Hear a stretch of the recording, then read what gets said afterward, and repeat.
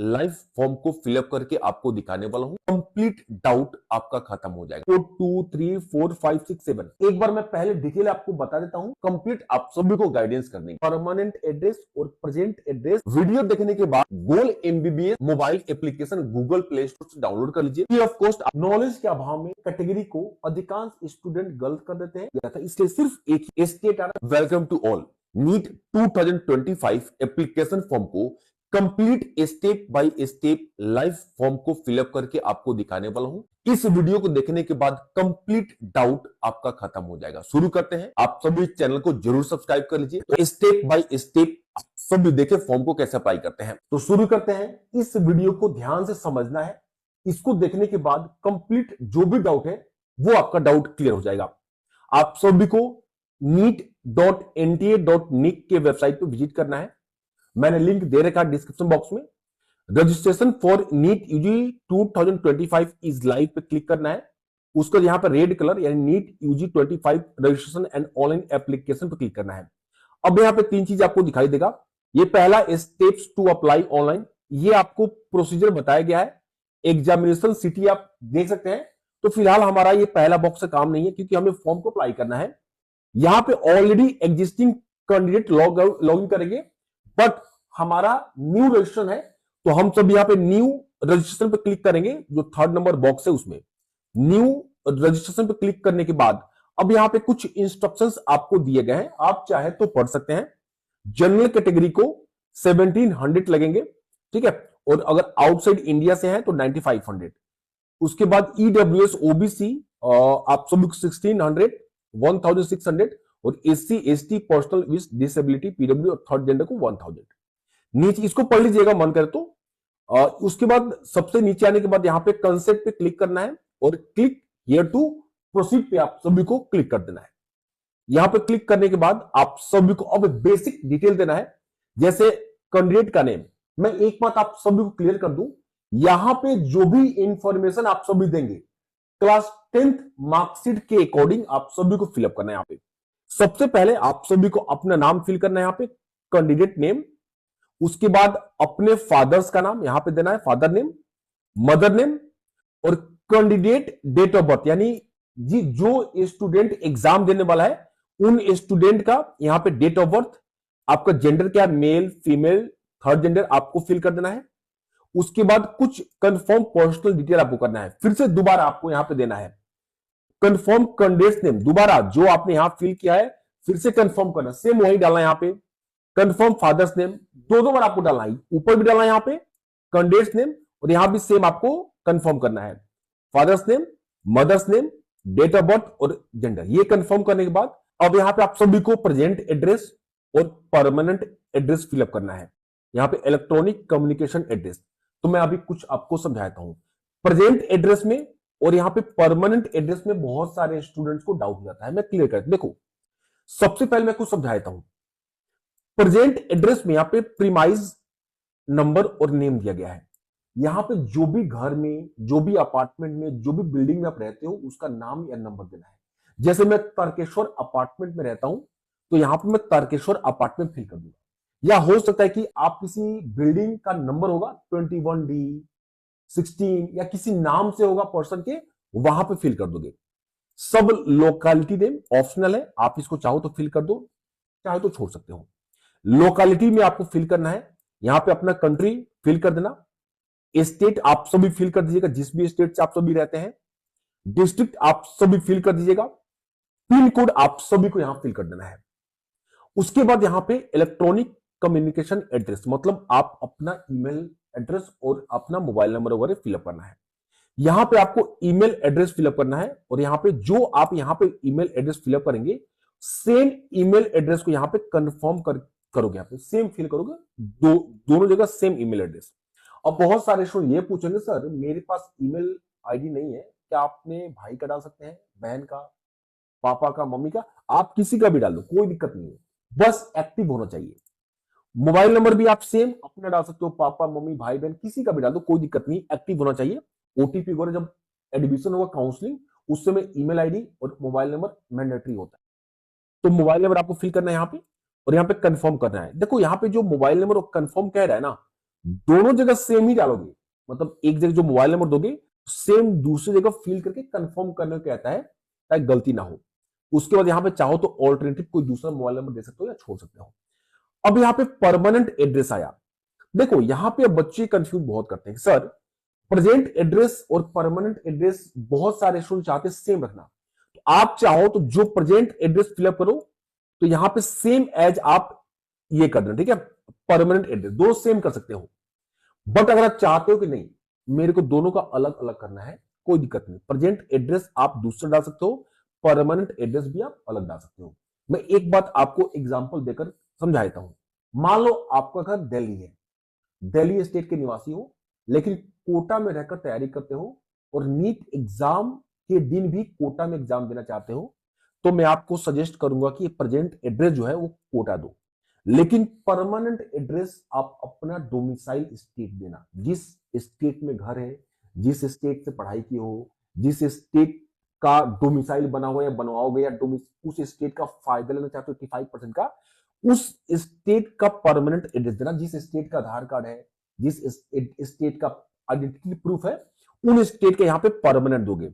और प्रेजेंट चाहो तो कहीं के भी दे सकते हो। तो ऑन दी होल मैं एक बार समराइज करता हूं, आप प्रेजेंट एड्रेस और परमानेंट एड्रेस दोनों सेम भी दे सकते हो, अलग अलग भी दे सकते हो, कोई दिक्कत नहीं है।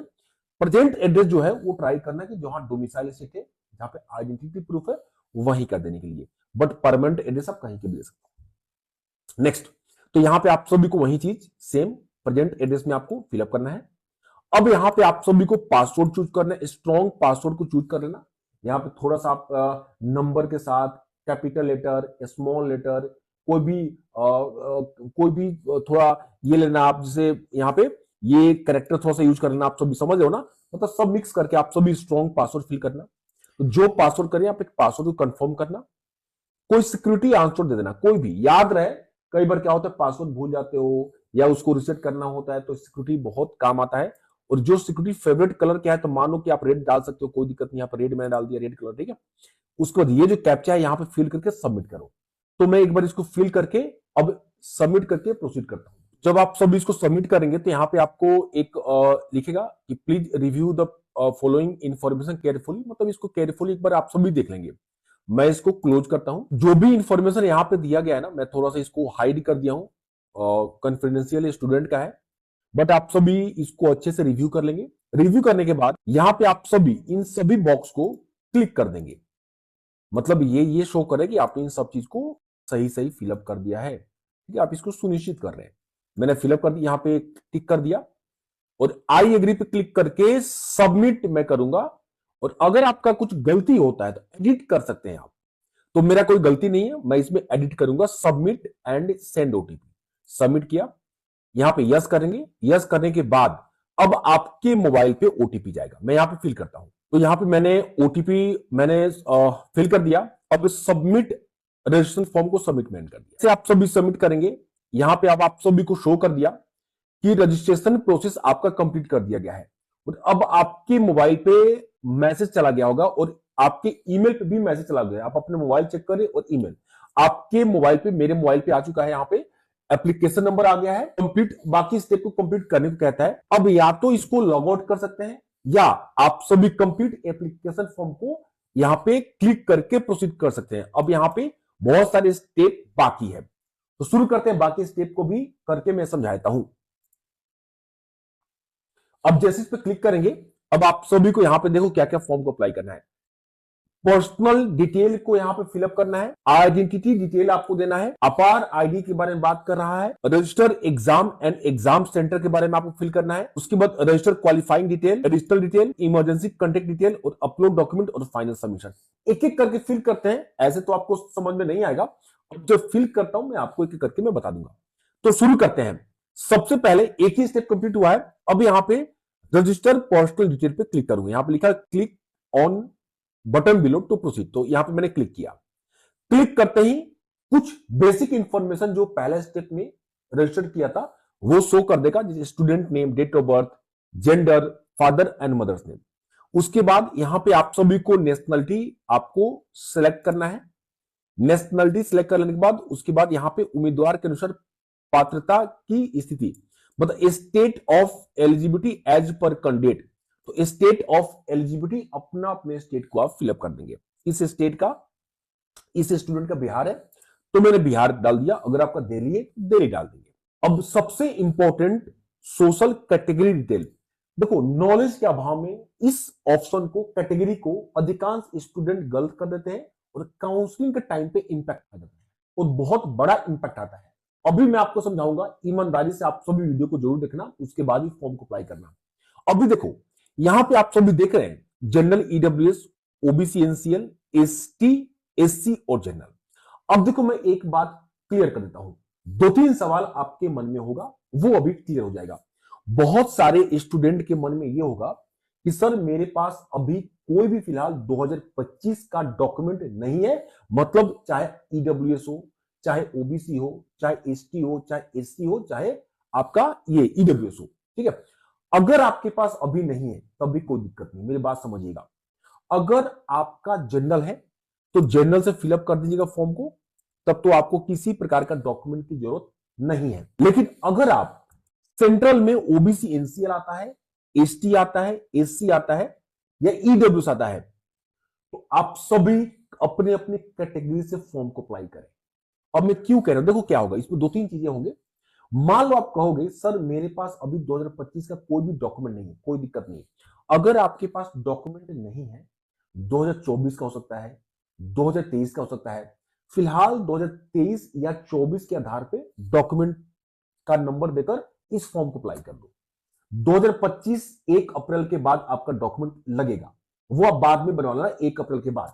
लेकिन अभी जो भी आपके पास 2024 2023 का डॉक्यूमेंट है उससे अप्लाई करके यहां पे नंबर मांगेगा, वो नंबर कास्ट सर्टिफिकेट नंबर यहां पे फिल कर देना। अब आप सभी कहेंगे सर मेरे पास 2023 का भी नहीं है, 2024 का भी नहीं है, तो आप सभी क्या करो, आप सभी क्या करो कि अभी अप्लाई करा दो। अप्लाई करते हैं रिसिप्ट मिल जाता है, कहीं भी साइबर कैफे जाओ, अप्लाई कर देंगे, रिसिप्ट मिल जाएगी, उस रिसिप्ट नंबर से यहाँ पे आप सभी अपने अपने फॉर्म अप्लाई कर देंगे। एक तो ये बात हो गया। अब बहुत सारे स्टूडेंट ये कहेंगे सर मान लीजिए अगर मैं ओबीसी एनसीएल को फॉर्म डालकर अप्लाई कर देता हूं और काउंसलिंग के टाइम पे अगर ओबीसी एनसीएल डॉक्यूमेंट मेरा नहीं बनता है तो हम क्या करें, कोई दिक्कत नहीं है। अगर आपके पास अगर मान लो कि इस स्टूडेंट का, मैं इस स्टूडेंट का कैटेगरी ईडब्ल्यूएस है, ठीक है, मैं ईडब्ल्यूएस फिल कर दिया, अगर और इस स्टूडेंट का बाद में चलकर लेटेस्ट 2025 का डॉक्यूमेंट ईडब्ल्यूएस का नहीं बनता है, तो काउंसलिंग के टाइम पे इस स्टूडेंट का मैं क्या करूंगा, उससे मैं जनरल से फॉर्म को अप्लाई कर दूंगा, कोई दिक्कत नहीं है। उस समय जब काउंसलिंग स्टार्ट होगा, स्टेट में भी और ऑल इंडिया कोटा में भी जनरल से फॉर्म अप्लाई कर देंगे, कोई दिक्कत नहीं है, मेरी बात समझ गए ना। लेकिन अब सुनिएगा, मान लो अगर इस स्टूडेंट ईडब्ल्यूएस है और मैं अभी नीट 2025 का एप्लीकेशन फॉर्म जनरल से अप्लाई कर देता हूं, मैं ये सोचता हूं कि अभी डॉक्यूमेंट नहीं है, जनरल से अप्लाई कर देता हूं, बाद में जब ईडब्ल्यूएस बन जाएगा तो काउंसलिंग के टाइम पे मैं बदल दूंगा जनरल से, उस समय ईडब्ल्यूएस कर दूंगा, ऐसा नहीं होगा। अगर अभी आप फॉर्म फिलअप जनरल से कर देते हैं तो बाद में चलकर आप सभी ईडब्ल्यूएस सेंट्रल के लिए नहीं कर सकते, आप एलिजिबल नहीं है सेंट्रल के लिए, मेरी बात समझ है ना। तो अगर आप सभी के पास अभी डॉक्यूमेंट नहीं भी है और चाहते हैं बाद में बन जाएगा मेरा, अभी रिसिप्ट ही है या 2023-24 का है, तो मैं सजेस्ट करूंगा कि आप सभी जो भी कैटेगरी है उसी कैटेगरी से फॉर्म को आप सभी अभी आप कैटेगरी से फिलअप कर देंगे ना, तो बाद में जनरल में बदल सकते हैं। मतलब मान लो अभी आप ईडब्ल्यूएस या ओबीसी एनसीएल या एसटी या एससी किसी भी रिजर्वेशन कैटेगरी से फॉर्म को डाल देते हैं, तो बाद में अगर डॉक्यूमेंट नहीं भी है ना तो जनरल में कर सकते हैं काउंसलिंग टाइप पे। लेकिन अगर अभी आप जनरल से ही फॉर्म अप्लाई कर देते हैं तो बाद में सेंट्रल से आप सभी ना तो ओबीसी में जा सकते हैं, ना तो एसटी में, ना तो एससी में और ना ईडब्ल्यूएस में। सेंट्रल की बात कर रहा हूं, स्टेट की बात नहीं कर रहा हूं। तो बेहतर है आप सभी के पास अगर डॉक्यूमेंट है या अप्लाई कर सकते हैं तो आप सभी रिजर्वेशन से ही फॉर्म अप्लाई कीजिए। चलो आगे चलते हैं। अब यहाँ पे चलो फॉर्म को अप्लाई, मान लो कि यहाँ जनरल से अप्लाई कर देता हूं, तो यहाँ पे आपको अब एक क्या पीडब्ल्यूडी क्या दिव्यांग है तो यस, अदरवाइज नो आप सभी कर देंगे। ये सब आप सभी देख लिया। अगर पीडब्ल्यू बीडी 40% एबव है या लेस है, इस अकॉर्डिंग सिलेक्ट कर लीजिए, इसका नो है नो। अब बात करते हैं क्या डायबिटिक है, नो डायबिटिक नहीं है। प्लेस ऑफ रेजिडेंस जहां पे आपका घर है, ठीक है, अर्बन या रूरल, तो ठीक है, उस अकॉर्डिंग आप सभी सिलेक्ट कर लीजिएगा। ठीक है, एनुअल फैमिली इनकम प्रॉपर तरीके से आप सभी देख लीजिएगा, गलत सलत मत दीजिएगा। ठीक है, जो भी सही है, पापा अगर गवर्नमेंट जॉब में है, पापा इनकम टैक्स रिटर्न फाइल करते हैं, जो भी है मतलब सही है, वो आप सभी दीजिएगा। पापा से बात कर लीजिएगा कितना देना है। मान लो इस स्टूडेंट का मैं 5 to 6 लाख देता हूँ, माइनॉरिटी से बिलोंग करते हैं तो यस नो नो। देखो, माइनॉरिटी से बिलोंग करते हैं तो यस कर दीजिएगा। काउंसलिंग के टाइम पे बहुत सारे बच्चे यहाँ क्या करते हैं, नो कर देते हैं, और वहां पे माइनॉरिटी का सर्टिफिकेट बन जाने के बाद फाइंड आउट करते हैं। तो अगर आप नो अभी करते हो तो बाद में माइनॉरिटी का आप सभी फायदा नहीं उठा पाओगे। अगर डॉक्यूमेंट है तो ये बात ध्यान से। कंट्री ऑफ रेसेस इंडिया के हैं। यहाँ पे do you intend to wear customary dress country to the, देखो मैं आपको बता दूं क्या होता है। ये क्या होता है, जैसे हमारी मुस्लिम बहनें जो हैं वो प्रॉपर एक पोशाक जो पहनती हैं, अगर प्रॉपर जो मतलब प्रॉपर जो कवर होता है, अगर उस तरीके से कुछ पोशाक में आप जाती हैं या कुछ ऐसे ड्रेस आप पहन कर जाना चाहते हैं जो कि थोड़ा सा डिफरेंट टाइप का अलग है, जो कि वहां पे आपका ऑब्जेक्शन लग सकता है, तब यहां पे आप सभी यस कीजिएगा। अदरवाइज जनरल आप सभी half pant, T shirt, full pant, या गर्ल्स अगर आप सभी जो नॉर्मल जो शूट पहनते हैं, जो कि ऑब्जेक्शन ना हो, कोई पॉकेट वगैरह ना हो, जो साधारण कपड़ा हो, वो अगर आप पहन के जाना चाहते हैं तो आपको यहाँ पे नो फिल करना है। तो इस स्टूडेंट एकदम साधारण जाएगा, कोई दिक्कत है नहीं। ठीक है, लड़का है, कोई दिक्कत नहीं। मोड ऑफ प्रिपरेशन आप सभी कोई भी सेल्फ स्टडी डाल दीजिएगा। ठीक है, या इंडिविजुअल ट्यूशन, कोई भी सेल्फ स्टडी बहुत सारे बच्चे डालते हैं, आप भी डाल दीजिएगा। उसके बाद यहाँ पे प्रॉपर तरीके से आप सभी क्या कीजिएगा, कैप्चा को फिल कीजिएगा, और कैप्चा को फिल करने के बाद यहाँ पे आप सभी इसको प्रोसीड कर दीजिएगा।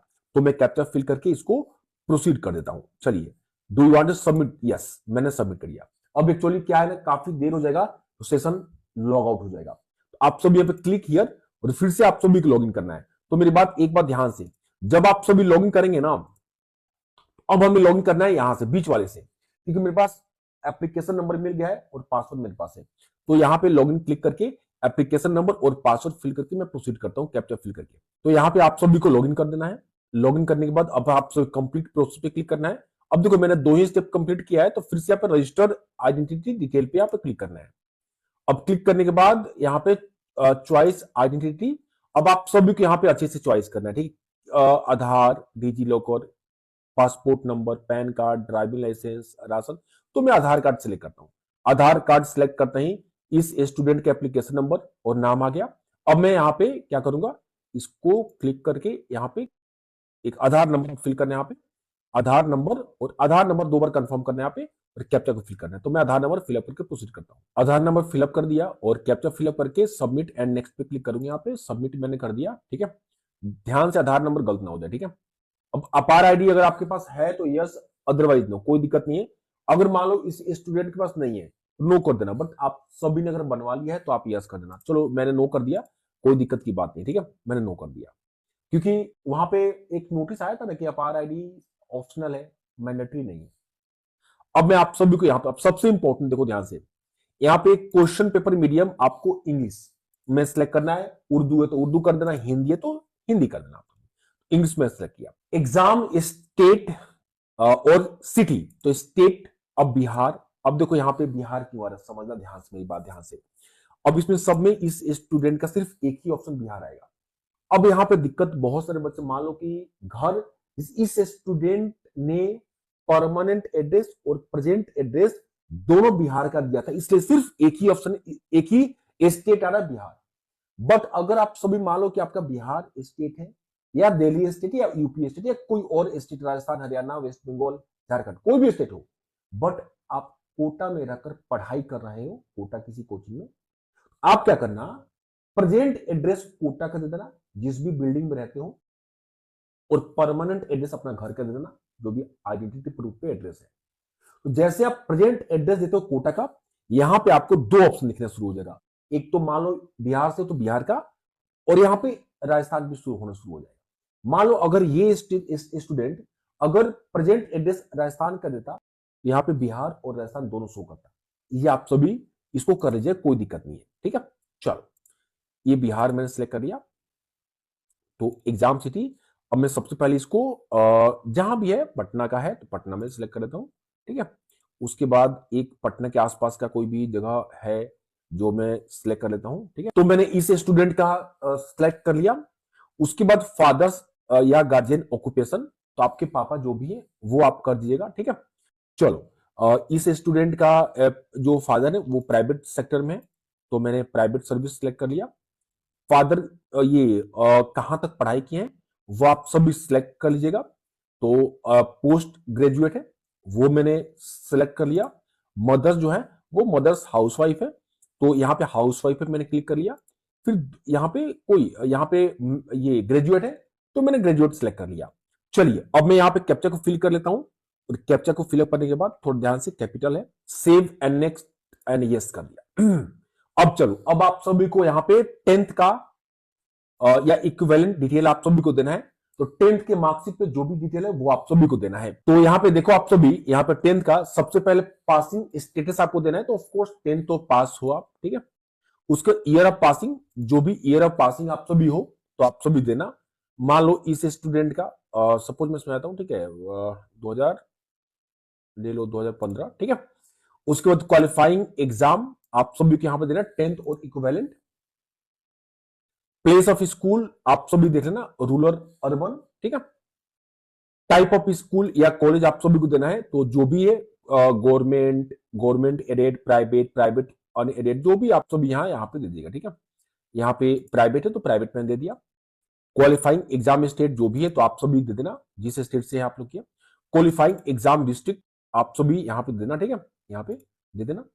स्कूल बोर्ड आप सभी देना, ये जो भी सीबीएसई है तो सीबीएसई में दे दिया। रिजल्ट मोड क्या था, तो 10th कई बार बहुत पहले सीजीपीए भी होता, परसेंटेज भी, इसका सीजीपीए आया था। और यहाँ पे मैक्सिमम ग्रेड कितना था, अब मैक्सिमम ग्रेड जो था वो 10 था।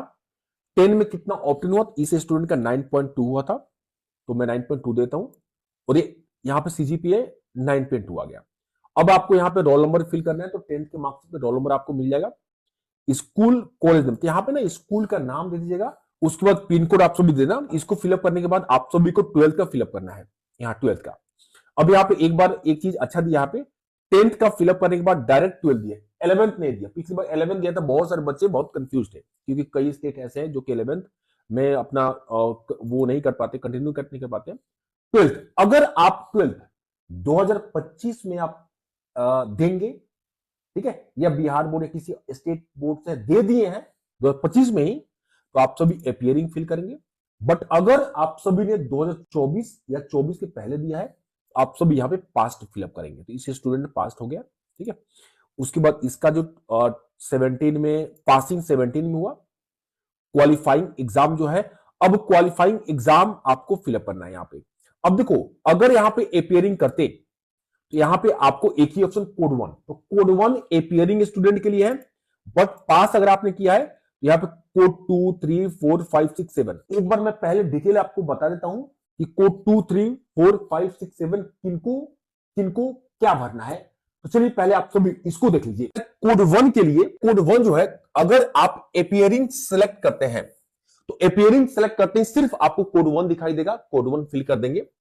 इसमें क्लास 12th अगर आप 2025 से कर रहे हैं तो आपके लिए कोड 1 है। क्वालिफाइंग एग्जाम 2025 होना चाहिए मैंडेटरी, और सीबीएसई हो, स्टेट बोर्ड हो, आईसीएसई, कोई भी बोर्ड हो, अगर आप अपियरिंग चूज करते हैं तो कोड 1 ही आपको फिलअप करना है, एक ही कोड दिखाई देगा।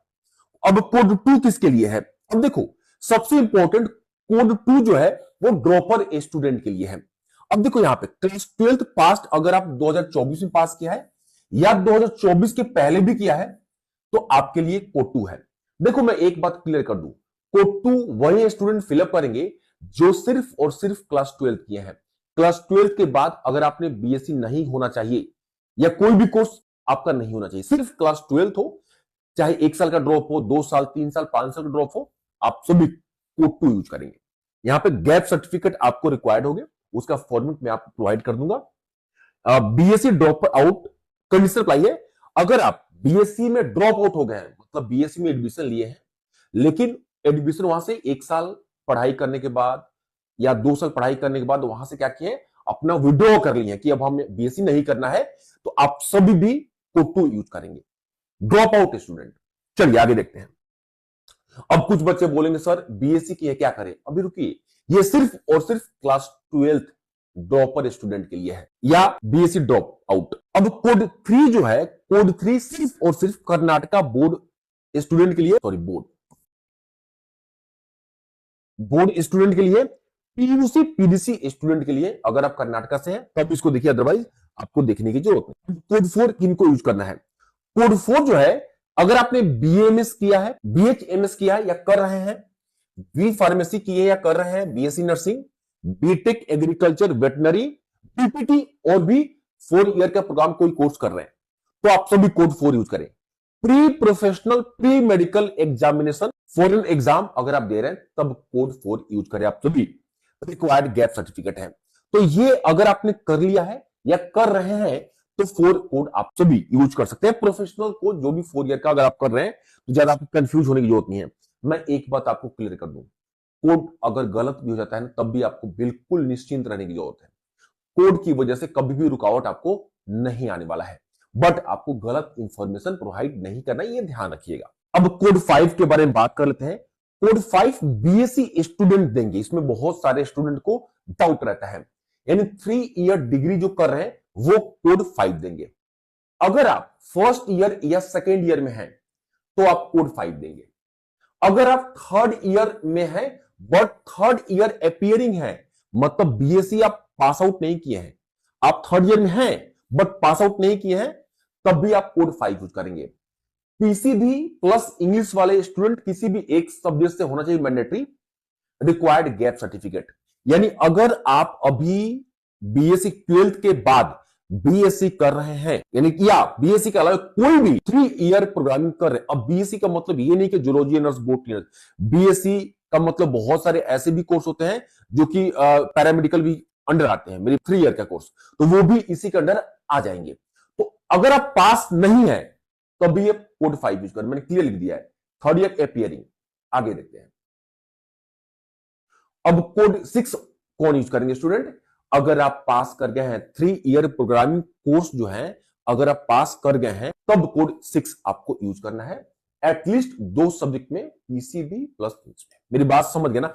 ये कंफ्यूजन मत होइएगा, ये आप सभी है, कोई दिक्कत नहीं, और पीसीबी सबके पास है। Code 7 any other examination equivalent intermediate PCB plus English NRI student के लिए है। सिंपल मैं बता दूं, ये एनआरआई स्टूडेंट के लिए है। आप सभी ने वीडियो को देख लिया, अब आप सभी काम करें, यहां पे जो भी कोड है आप सभी फिलअप कर दे। इस स्टूडेंट ड्रॉपर है, आपको अभी मैंने बताया ड्रॉपर फिलअप करेंगे आप सभी, ड्रॉपर या जो भी आप सभी कोड है। अब आपको समझ में आ गया, मैं डिटेल बता दिया। अब आप सभी यहां पे सिलेक्ट कर लेंगे। चलिए, 2 मैंने सिलेक्ट कर लिया। प्लेस ऑफ स्कूलिंग इसका अर्बन है, अर्बन कर लिया। टाइप ऑफ स्कूलिंग आपको मैंने यहाँ पे गवर्नमेंट स्कूल सिलेक्ट कर लिया। चलो, दिल्ली से है तो दिल्ली से मैंने सिलेक्ट कर लिया। अरविंद केजरीवाल, तो यहाँ पे नॉर्थ दिल्ली मैंने सिलेक्ट कर लिया। School board of course CBSE है, central board of education CBSE. Result mode percentage है। अब टोटल मार्क्स आपको पता है 500 में इसका है। ऑप्टेन मार्क्स, मान लो कि मुझे अभी याद नहीं स्टूडेंट का नंबर कितना है, मान लो मैं 306 ऐड करता हूं, ठीक है, तो परसेंटेज कितना 61.20, ठीक है। रोल नंबर आप सभी फिलअप कर देना 12th के मार्क्स पे। उसके बाद स्कूल का नाम आप सभी फिल कर देना, स्कूल पिन कोड फिल कर देना, उसके बाद कैप्चा फिल करके सेव नेक्स्ट। तो पहले इस डिटेल को मैं फिल कर देता हूं और फिर आगे प्रोसीड करके मैं आपको बताता हूं। इसको फिलअप कर दिया, अब मैं यहां पे सेव एंड नेक्स्ट क्लिक कर देता हूं। यस करो आप सभी। इसको फिलअप करने के बाद अब आप सभी को यहां पे देना है कि are your twin and both apply for, मतलब ट्विन हो और दोनों क्या अप्लाई कर रहे हो नीट के लिए, क्योंकि चेहरा सीनियर हो तो इसलिए पूछ रहा है। तो अगर यस तो यस, अदरवाइज ट्विन ब्रदर या ट्विन सिस्टर नहीं हो तो नो कर देना। इसके बाद एडिशनल डिटेल पूछ रहा है, appeared in NEET UG examination, क्या पहले आपने नीट में अपीयर किया था? सही देना, गलत मत देना। यहाँ पे कोई ऐसा नहीं कि आपका एग्जाम से बाहर कर देगा या कोई काउंसलिंग में दिक्कत होगा, सही दोगे कोई दिक्कत नहीं होगा, ठीक है। तो यहाँ पे अगर इस स्टूडेंट ने पहले नहीं दिया है तो मैं यहाँ पे नो कर दूंगा, ठीक है। उसके बाद प्लेस ऑफ बर्थ कहाँ पे, जो भी जन्म हुआ है वो तो इंडिया में, स्टेट क्या, जो भी स्टेट में डेट ऑफ बर्थ है वो मतलब जन्म हुआ है। डिस्ट्रिक्ट आप सब भी देख लेना, सिलेक्ट कर लेना। कैप्चा को फिल कर देना, यहाँ पे कैप्चा है, फिलअप कर देना। अब सभी को सेव एंड नेक्स्ट पे क्लिक करना है, यस कर देना। अब यहाँ पे आप सभी को इमरजेंसी कांटेक्ट डिटेल देना है, पापा मम्मी भाई बहन किसी का भी दीजिएगा, जो रजिस्ट्रेशन के समय दिया था वो नहीं, दूसरा दीजिएगा कोई नया। इंडिया मैंने यहां दिया 8409563621। ईमेल आप सभी दूसरा दीजिएगा, किसी भी गार्जियन का दूसरा ईमेल आप सभी दे दीजिएगा। अब यहां पे क्लिक करके ओटीपी जाएगा, ओटीपी आप सभी फिल कर दीजिएगा। ओटीपी चला गया, ठीक है, आपके ईमेल पे भी गया और मोबाइल पे भी गया, दोनों आप सभी यहां फिलअप करें। तो अब यहां पे वेरीफाई पे आप सभी को क्लिक करना है, वेरीफाई एंड नेक्स्ट पे क्लिक करना है। यहां पे हमने क्लिक कर दिया। अब आप सभी को यहां पे डॉक्यूमेंट अपलोड करना है। क्या क्या करना है मैं एक बार बता देता हूं। सबसे पहले आप सभी को passport size photograph with 80% face without mask, मतलब प्रॉपर क्लियर आपको दिखना चाहिए फोटोग्राफ में। फोटोग्राफ आपका जो background black and white background होना चाहिए, ध्यान से। Left and right hand finger and thumb impression, signature भी आप सभी को अपलोड करना है। पोस्ट कार्ड साइज फोटोग्राफ, दुकान में जाइएगा ना, पोस्ट कार्ड साइज आप सभी बोलिएगा, आपको मिल जाएगा। क्लास 10th का मार्कशीट आप सभी को अपलोड करना है। क्लास 10th सर्टिफिकेट, बहुत सारे स्टेट में या बहुत सारे बच्चे के पास क्लास 10th का मार्कशीट और क्लास 10th का जो सर्टिफिकेट है एक ही पे होता है। अब मार्कशीट कम सर्टिफिकेट है, तो दोनों जगह सेमी फोटो को अपलोड कर देना है यहां पे। और ध्यान से जब आप अपलोड कीजिएगा तो आप सभी को यहां पे प्रॉपर साइज ऑफ 50 to 300 जो भी लिखा है यहां पे उसी अकॉर्डिंग होना चाहिए। Upload present address and permanent address proof, मतलब यहां पे इस स्टूडेंट ने क्या किया था, प्रेजेंट और परमानेंट दोनों सेम सिलेक्ट किया था, तो यहां पे अपलोड कर देना है। अगर आप अलग अलग सिलेक्ट करते हैं तो जहां पे मान लो कोटा में रहते हो तो उस वहां के जो भी ओनर है उनसे आप मांग कर भी अपलोड कर सकते हो, नहीं तो आप सेमी अपलोड कर देना, कोई दिक्कत नहीं। क्लास 10th सीजीपीए मतलब क्लास 10th का जो भी मार्कशीट है उसको यहां पे अपलोड करना है। तो मैं अपलोड करके आप सभी को प्रोसीड करके बता देता हूं। तो सभी डॉक्यूमेंट आप सभी प्रॉपर जो भी साइज में है केबी में है अपलोड करने के बाद आप सभी नेक्स्ट पर क्लिक करेंगे, आपको ऑप्शन मिले क्लोज कर दीजिएगा। इसके बाद फर्दर अब आप सभी को पेमेंट का मेथड आएगा, मैं प्रोसीड करता हूं। तो जैसे प्रोसीड करेंगे, अगर आपका ईमेल आईडी वेरीफाई नहीं होगा आपको वेरीफाई कराना होगा, अगर वेरीफाई हो गया है तो बस आपको पेमेंट करना है। तो यहां पे लिख रहा है कि ईमेल आईडी वेरिफिकेशन पेंडिंग और फी पेमेंट पेंडिंग, बाकी सब कुछ कंप्लीट हो चुका है। तो आप सभी को क्या करना है, अगर मान लो पेंडिंग है, यहां पे रजिस्टर्ड ईमेल आईडी फिल करेंगे, कैप्चा फिल करके सेंड ओटीपी करेंगे। और अगर आपने पहले रजिस्टर्ड वेरीफाई कर दिया, ओटीपी फिल कर दिया है, तब आप सभी को यह ऑप्शन शो नहीं करेगा। तो मैं यहां पे ओटीपी फिल करके प्रोसीड करता हूं, वेरीफाई करता हूं। वेरीफाई हो जाने के बाद अब आप सभी को यहां पे एक ही ऑप्शन दिख रहा है, फी पेमेंट का पेंडिंग है। अब आप सभी को क्या करना है, यहाँ पे नीचे ऑप्शन दिख रहा है पे एग्जामिनेशन फी, ठीक है, आप सभी को एग्जामिनेशन फी यहाँ पेमेंट पे क्लिक करना है। अब जैसे क्लिक करेंगे ऑनलाइन पेमेंट मोड अवेलेबल है, आप सभी यहाँ पे क्लिक करके प्रोसीड फॉर पेमेंट करेंगे। तो यहाँ पे किसी भी बैंक से यहाँ पे आप प्रॉपर सेलेक्ट कर लेंगे जो भी है, SBI MOS, debit card, credit card, Canara bank, ICIC, HDFC, किसी भी बैंक से यहाँ पे आप सभी और सिलेक्ट करके पेमेंट कर देंगे। इसको पेमेंट करते ही प्रॉपर कंफर्मेशन पेज आपको मिल जाएगा। कंफर्मेशन पेज डाउनलोड करके आप सभी अपने पास जरूर रख लीजिएगा।